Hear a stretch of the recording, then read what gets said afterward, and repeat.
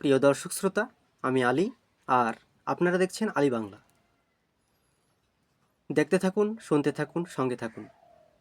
ভিডিওটি ভালো লাগলে লাইক দিন, বন্ধুদের শেয়ার করুন, আর চ্যানেলে যদি প্রথম ভিডিও দেখে থাকেন তাহলে অবশ্যই চ্যানেলটি সাবস্ক্রাইব করুন।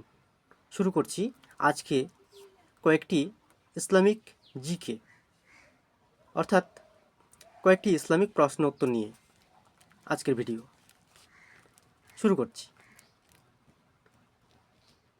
প্রথম প্রশ্ন, হজরত মুহাম্মদ সাল্লাল্লাহু আলাইহি সাল্লাম কোথায় তপস্যা করেন?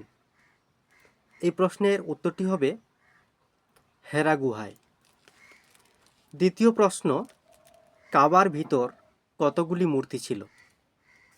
এই প্রশ্নের উত্তরটি হবে 360টি। পরের প্রশ্ন, ভারতে কত সালে মুসলিম পার্সোনাল আইন গঠিত হয়? এই প্রশ্নের উত্তরটি হবে 1972 সালে।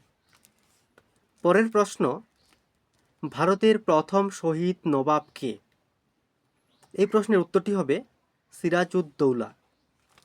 সর্বশেষ প্রশ্ন, কে ময়ূর সিংহাসন তৈরি করেছিলেন? এই প্রশ্নের উত্তরটি হবে সম্রাট শাহজাহান। ভিডিওটি সম্পূর্ণ দেখার জন্য অসংখ্য অসংখ্য অসংখ্য ধন্যবাদ।